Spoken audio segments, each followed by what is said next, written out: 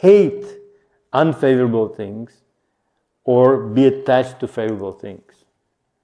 So this is quite unusual, If we are kind of reasonable people, why we would not try to get rid of unfavorable things? After all, there was described that there's 3 different renunciations. In illusion, this is completely ignorance. Something to do with the bodily comfort is in a passion, and renouncing the fruits or material attachments, it's already in a goodness. So obviously, if we talk about the previous ones, renouncing something in ignorance, avidya and some rajas, it's a reasonable thing, right? So why would a devotee or advanced person would not be hating that? He would not trying to get rid of it too. Why?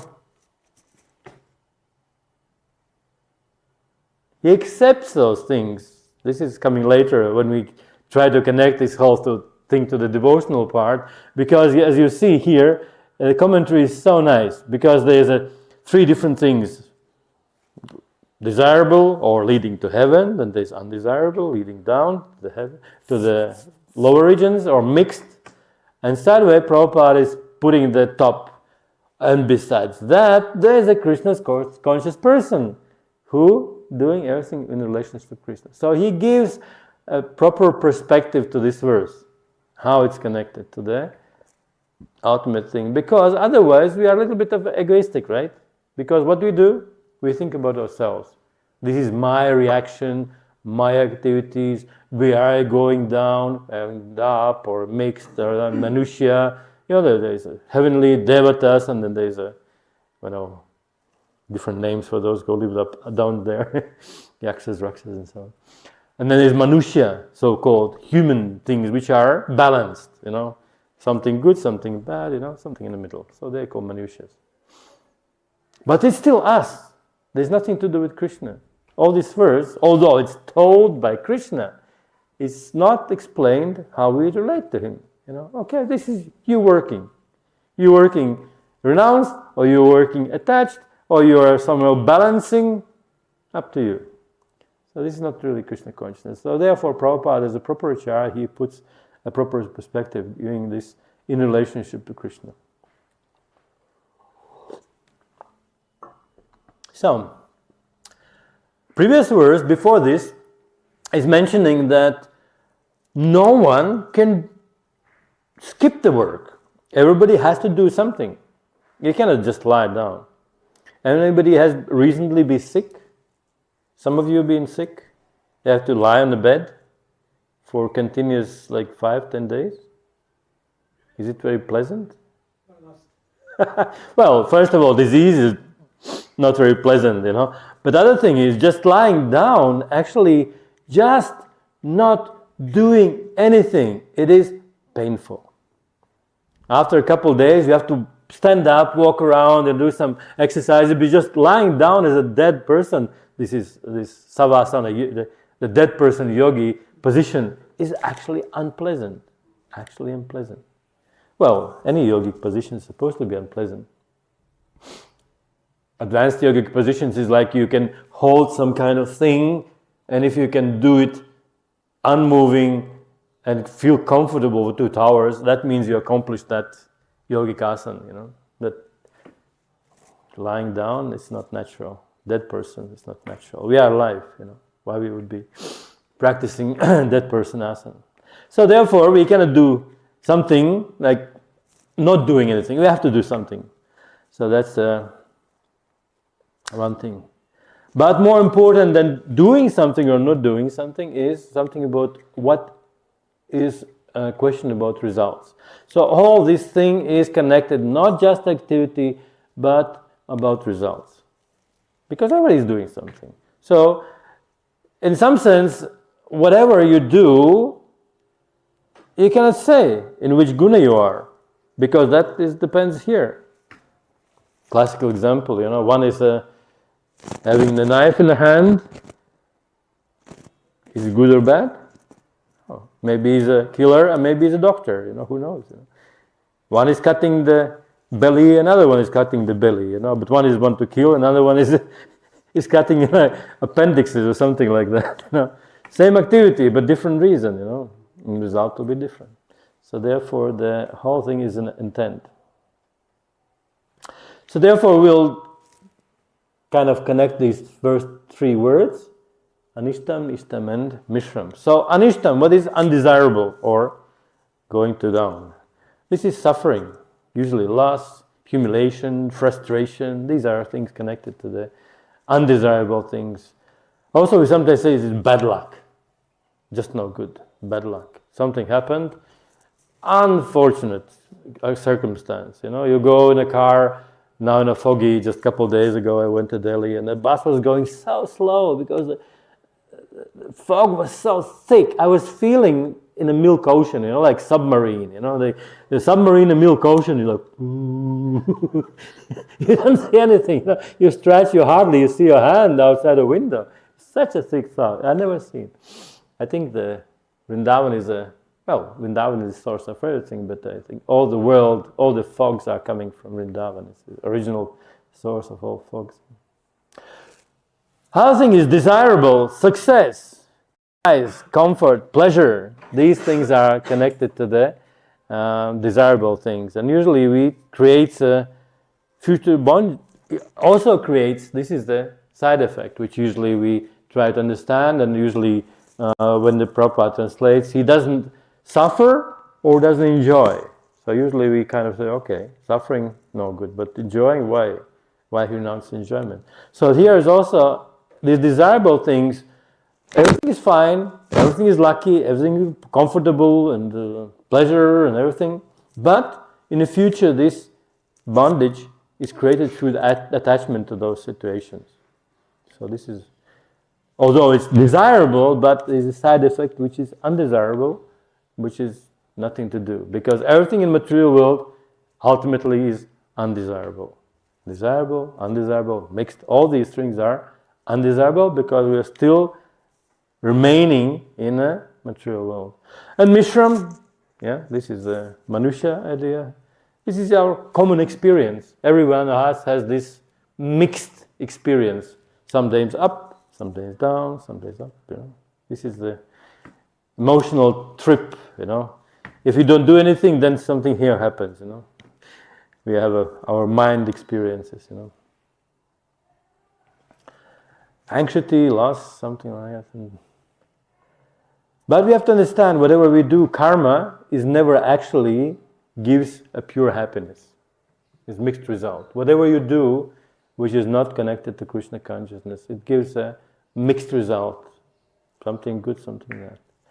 Just as I said, I was going to Delhi, and interesting enough, I was going in a metro station. Metro train. It was quite full, and I was standing next to two Indian businessmen talking. And of course, I don't know Hindi language.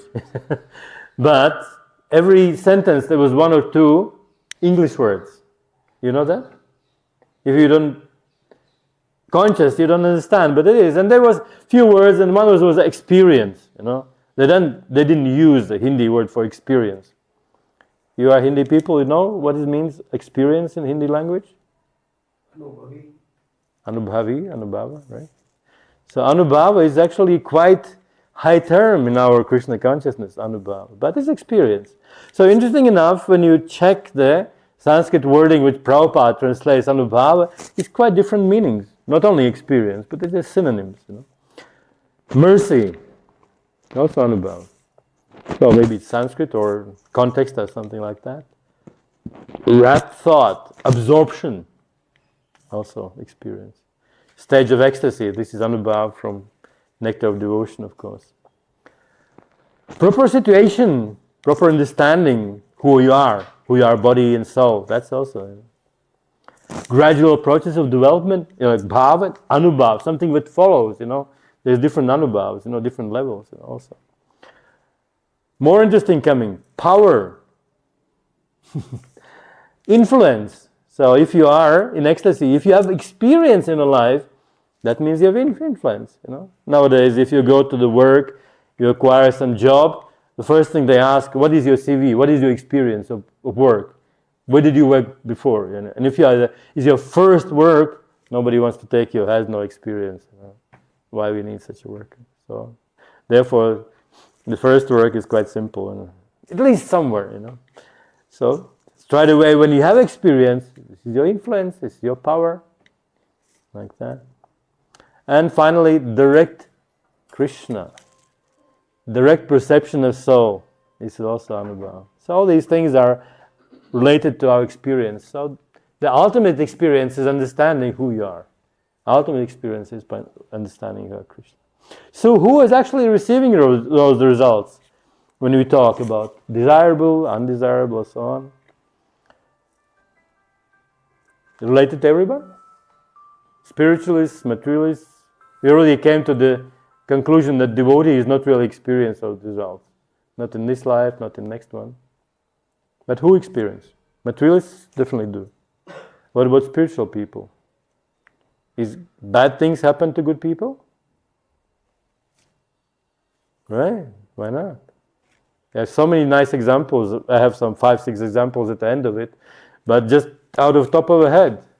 What about life experiences of Prahlad Maharaj? Did he have experiences which he was expecting? He cannot say, right? Somebody's tried to, his personal father tried to kill him, poison and run over with elephants and throw off the hills and so on.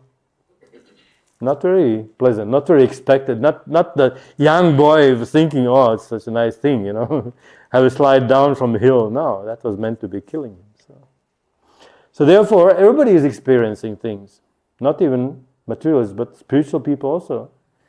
If they are not completely renounced. So this is a tyagi. So when your renunciation reaches a certain thing, then you renounce this experience too. You don't attach to the experience because you have something deeper to attach to, And it's the external waves of ocean, you don't really kill them. Another thing is the pretya. Pretya, the third line. After death. So do you think this happens, the results happen only after death? No, not really. It happens during lifetime. Depends what kind of activities you do, the more severe are your karmic activities. This happens straight away. If you drive a car and then run over some, monkey or puppy or something like that, nobody even stops. And just drive far further, If you hit some person and you drive further, that's a criminal offense, And if you hit some policeman or something like that, they will shoot you from behind, if you don't stop, And if you hit some, government person, better you shoot yourself. So things like that happens, Therefore, depends on what kind of activities you have, your results will be coming straight away or later or so on. And therefore, we are kind of bewildered because those results may not come in this lifetime. Therefore, it is at the next lifetime. So that means, I can enjoy this lifetime. And because between those lifetimes there is no memory, I don't remember what was the. I start from zero. But sorry, you have to start with a bad karma. If you didn't experience that bad karma during this lifetime, that means next life happens. So therefore, this is capital punishment, and person who is a criminal who killed someone, proper punishment is like that. So therefore, he can start his next life afresh. Otherwise, he has to suffer from very beginning, from very young age. There's a people, children who suffer like first days. Sorry to say, my sister, she had a first born child, lady, small girl. And she couldn't breathe. Something wrong with the lungs, and there was pumping air and something on, and after like 27 hours, they just gave it up. They understood this is such a fault, and she died. She passed away. Not survived. Sorry? Not survived. Didn't survive. Yeah. 27 hours. They were pumping, oxygen and everything, but the lungs were not working. So, of course, there's some connection. Maybe she was smoking. And the mother was pregnant smoking. That's normal in our country, But Some other people smoking whole life, nothing happens. So therefore, this is bewildering. This material energy sometimes give results, sometimes not results. But if we don't see that result as something what is meant for our education, then we don't understand. Because somebody needs a lesson, like really heavy lesson, and somebody needs a little lesson. There's a Manu Samhita, and Manu Samhita is meant for our human society, all the laws and nature, how to do and what to do. And for same exactly activity, there's different punishment for Shudra, for Kshatriya, for Vaishya, and for Brahmana. Even there's a fine, money. If you are a Shudra, then your fine is like 30 coins, and for Vaishya is 20 coins, and for Kshatriya is 10 coins, and for Brahmana is like 2 coins, something like that, Because for him, he is poor. For him, the same money is much more valuable. So maybe he doesn't have a coins, Brahmana. So him getting 2 coins as a fine is much more difficult. And Shudra is working hard and he's getting paid and everything. Yeah. So therefore, the more advanced you are, the punishment is more subtle. You don't need to do that things. So therefore, Krishna is looking after that. And therefore, somebody is doing something bad, but it's related to this verse that doesn't matter what he's doing, he's still a saintly person. That means he has some kind of deep background of devotional connectivity, and therefore whatever he does, nobody cares for him. And you think, right, what's happening? He's doing such nasty things, nobody cares about him. We had some situation here also some month ago. There was discussion with temple president and so on. There was a person who was behaving not very good with devotees, but it takes some time. Even story about Duryodhana, how many years he was doing nasty things. Shishupala, he took the long time and said, no, don't touch him. He has his quota. Until he makes these offenses, don't touch him at all. This is my responsibility. And there's 89, 99, 100, okay. Now time comes like that. So therefore we have to understand. About sannyasi, now we talked about renunciations, about the one who is renounced. Can we say from outside appearances he's sannyasi or not? From dress? Yes. Possible? Sometimes? Maybe in a ISKCON temple. What about if you go outside? Not really. This is dress for begging. Many grihastha householders, they are, maybe they are sitting in the pajamas or Nike shoes inside, but when they go outside for begging, they put dirty saffron clothes, and that's their, office dress. Proper office people has a tie and everything, and for them, office work is like they put dirty clothes, saffron color, and just go begging around. So this is not, you cannot say from outside. Same thing, it is mentioned, if you meet a fool, you'll not be able to recognize him until he starts talking, right? So, otherwise, you can have this, is a joke. If you learn one word, in any language, you can survive maybe half an hour, a couple hours, and nobody recognizes that you don't know. You know what's the word? Maybe. Whatever you say, you learn in Hindi. What's in Hindi, maybe? Maybe. It is a word maybe in Hindi? Possibility. Possibility, yeah. Possible, like. Somehow. Yeah, somehow. So any language you learn this, and somebody's like, you say, maybe. And that's the thing, nothing certain. So, but if you ask real deep questions, understand, yeah, this is not very intelligent person. So, what else we can talk?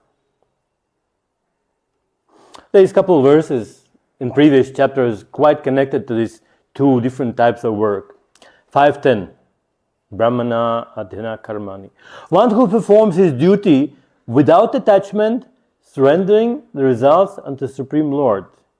is unaffected by sinful actions, as a lotus leaf is unaffected by the water. So this is actually Prabhupada's commentary based on this verse, exactly the same thing. Then Bhagavad Gita 9.28. In this way, you'll be freed from bondage to work and its auspicious and inauspicious results. Exactly, auspicious and inauspicious results. With your mind fixed on me, this principle of renunciation, you'll be liberated and come to me. Krishna. Krishna is reminding that he is dark. He's black. You know Krishna, why he's black? Anybody idea why he's black? My favorite answer is, coming from Brajabasi, is because he drinks milk from black cow. That's why he's black. So, we can look at these same things in a bhakti perspective also, that many times the devotional acts also look like karma. Same thing, we cannot recognize sannyasi. Maybe he looks like a sannyasi, but actually he's grihastha, and opposite also working. You cannot say somebody looks from outside, he's earning money, but his mentality is devotional. He's earning money from his family, he's earning money for the temple, whatever, for a certain project. We know the devotee who collected a lot of money in Japan for this particular temple, right? Japan is a wealthy country, and he went there and collected so much money, and practically most of the temple was built on that funds, So, and then there is a little bit of contradictory things. Misunderstanding. Renunciation means doing nothing. True or not true? Not true. If I surrender, I will not feel pain. True or not true? True. You hope so. Not true. Good karma is liberation. True or not true? Not true. Okay, there's three not true. Now, exactly the same things I will tell you which is true. I'm warning already. Renunciation changes ownership, not the activity. Because we sometimes think renunciation means doing nothing. That's the main theme. Arjuna wanted to renounce. He wanted to renounce activity. But Krishna, practically all Bhagavad Gita encourages him, say, no, don't change your activity. You are Kshatriya. You are good on fighting. This is the best thing to do. Just surrender, just dedicate this thing to me and you'll be freed. No any reactions. So, renunciation is ownership, not activity. Pain may come. You said first, if I surrender, no pain. There's also saying, no pain, no gain. So, pain may come, true, but the bad results from that will not come. There will be no bondage from that. Because if you are not against it, say, oh, I hate it. So that devotional attitude of not hating bad things will save you from bondage, from attachment to things. And even if you have ishtapalam, the desirable things, it is bondage without tyag. So good karma is liberation. No. Even good karma, even desirable things will be bondage if it's not on a mood of renunciation. Krishna, 50 minutes left. Properly, it is always leave some time for the questions, because previous I heard somebody said, I have a question, and Prabhu said, no time. No good. So how many minutes you need for questions? Who wants to ask questions? How many questions we have? Just how much time we have to leave? Give me a hint. How many questions is going to be? Okay, now I'll give you a few examples, starting from the lowest up to top. No, I think like 5 or 6. King Indra, where he would be on this desirable, undesirable, mixed. He's like heavenly planet, right? Supposed to be desirable, but he is quite mixed because he has very much misdeeds, Govardhana Lila, He's fighting Krishna. There was a Parijata flower. He's fighting with Krishna. Many. Sorry? Prithu Maharaj will coming. He'll be coming, yeah. So Indra, he was fighting Prithu Maharaj, right? Yeah. So he is fear. If you are even in a heavenly planet, but you will fear, any saint who is doing something good, you send him up Saras or send something because you fear that he will advance too fast and he'll take his position. So it's fear, anxiety. So not really, it's mixed. He's heavenly, he's enjoying, but there's a mixed feelings. Technical point, without proper piety, Tyaga is nothing. So next one is Daksha. He's expert. He's also very high. He's Prajapati, expert, very much. But he has quite a big false ego. Yeah, he is. Who was mainly he was offending Shiva. Yeah, his wife's husband. He's destroying sacrifice. So therefore, he is a loss. He's anistam. He's losing things. Then he's restored again, new head and something like that. But inside there is a bitterness, mishram. This is something. So next one. So therefore, Vedic duty is good, but you have to still be renounced. So now next comes the Prithu Maharaj. So what he is example of? Any ideas? He takes many yagyas, right? He does many yagyas. But yagyas means for whom? He was still doing for Vishnu, but there was a little bit of a covered thing. I want to do certain yagyas, right? He wanted to do how many yagyas? 100? 99. No, he was wanted to 100. 100. But he said, no. Okay, Krishna said, cool down, enough. So therefore, he was still a little bit proud. He said, I want to do more. I want to do like this, So for Krishna, but I want to do it. There's other thing. Once Yudhishthira Maharaj, Yudhishthira is coming up after some time. Anyways, I'll run ahead. One time Yudhishthira Maharaj prayed to Krishna, Krishna, can I ask you some boons? And he said, yeah, sure, why not? Anything for you. I want to have a beautiful wife. Really? Okay, sure, no problem. I want to be very wealthy. Okay, wealthy, no problem.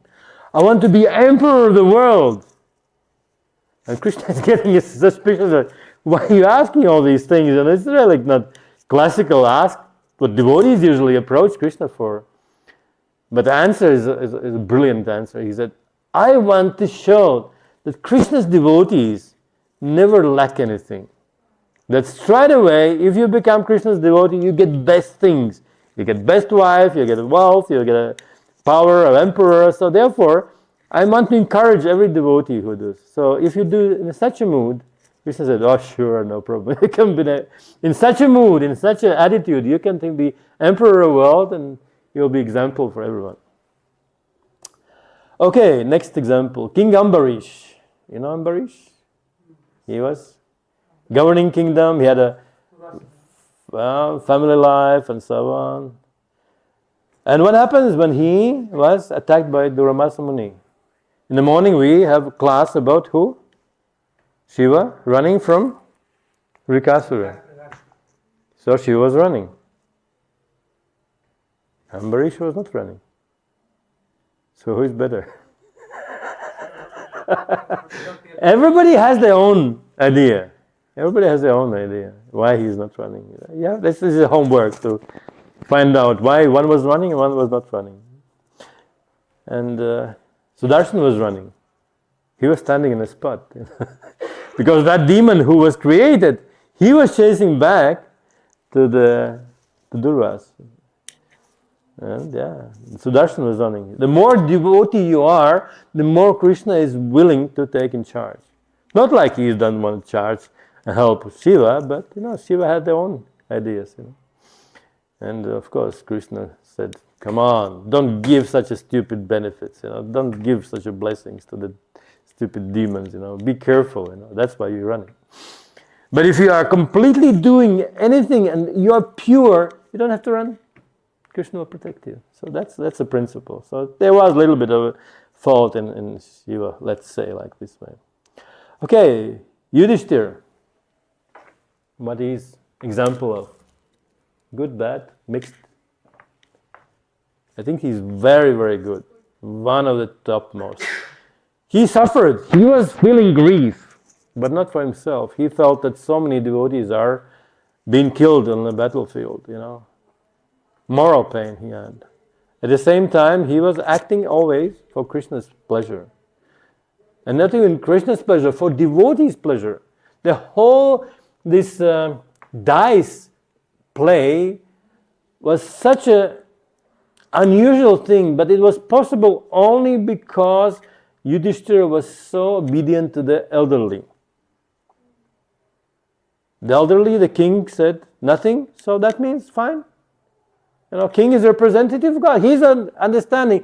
He is representative of God, and if representative of God saying nothing, that means fine. That's Krishna's plan. He was completely cool. So that's unusual situation, importance. Prahlad Maharaj is even higher. He was completely surrendered. Ajamila. So these are four very nice examples of these things. Okay, what will we round up? These activities which we are thinking of, desirable, undesirable, mixed, it is problematic because we think of our benefit. I go down, I'm afraid to go back, I can make balance and stay here forever, but it's all about me. Where's Krishna? So therefore, if you don't understand that surrendering to the Krishna's power, you don't have to worry about anything, The Sudarshan Chakra will be fighting for you. Even ancient system is such an unusual ancient system in martial arts.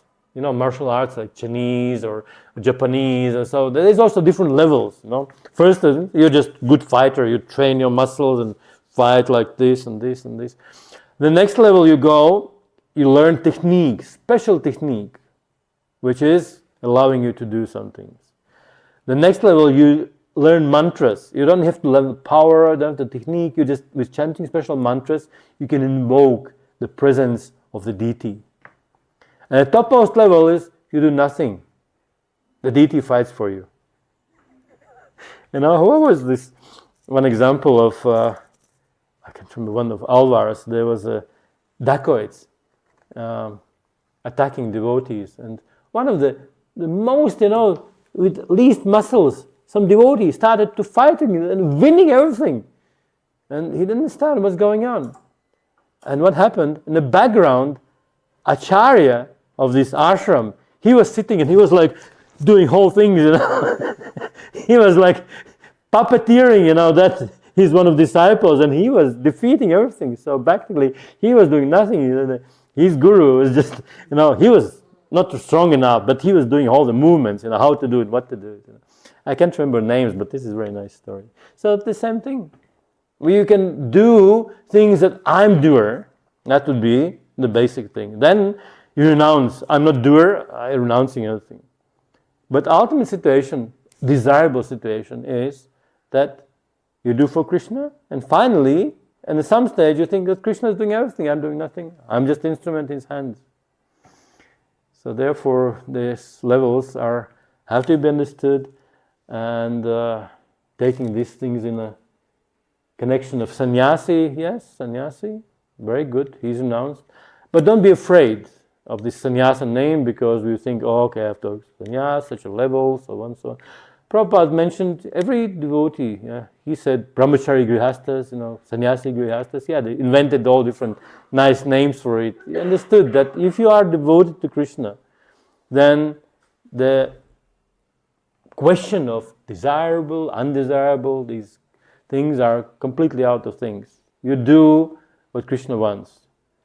And because he knows what he's doing, he knows our power, our abilities, and if we follow according to our maximum power, not like lazy, but maximum power, If you put in it and do it as Krishna wants, there's no results. No bad results, not even good results. There's only devotional results. And devotional results are anubhav. This is ecstasy, anubhav. Like that. Okay, time for one or two questions.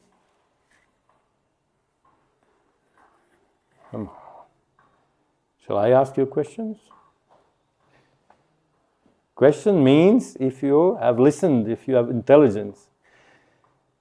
Because there's different types of gurus, Just a few days ago, I was listening one of the classes by Shivaram Swami, and he mentioned that yes, there's a beautiful verse in the Bhagavad Gita mentioning that you have to go to Guru.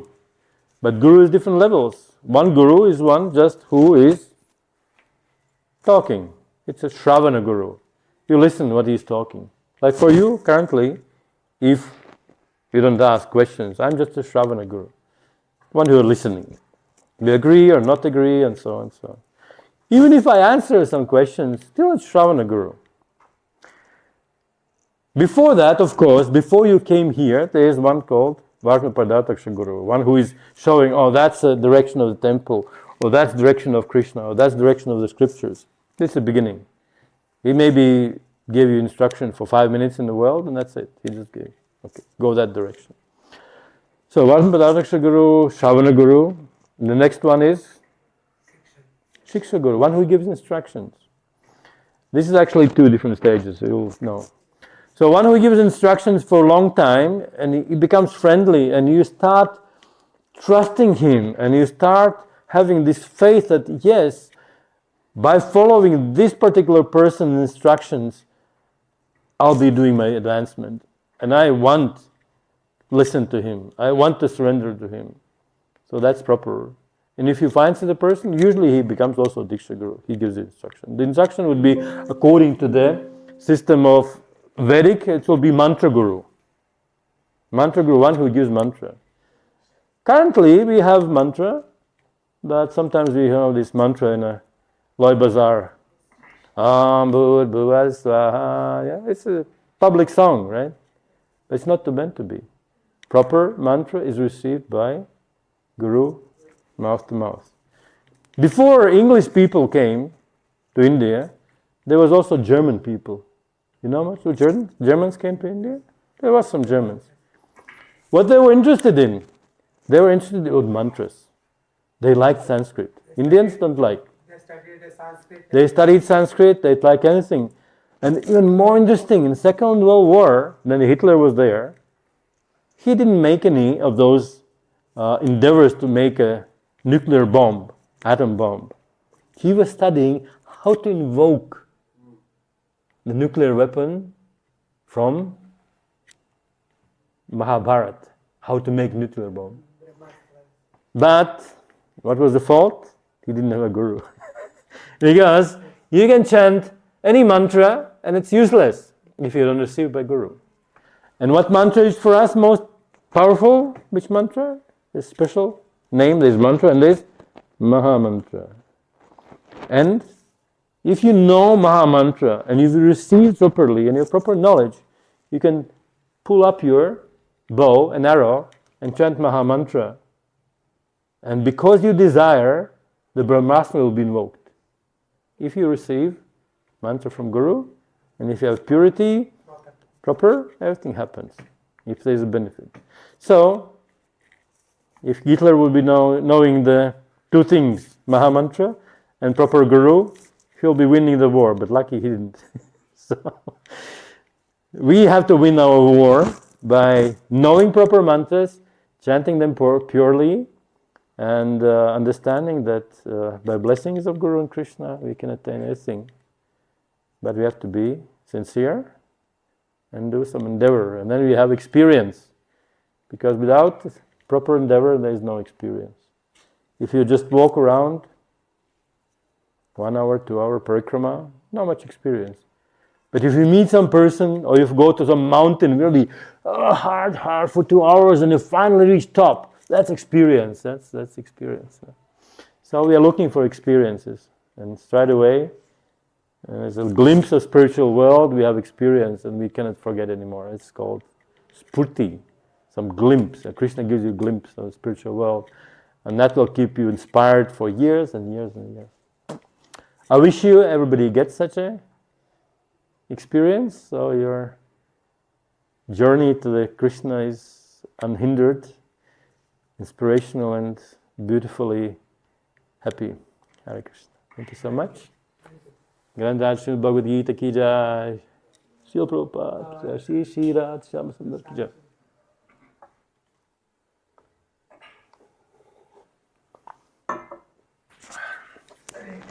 Hare Krishna,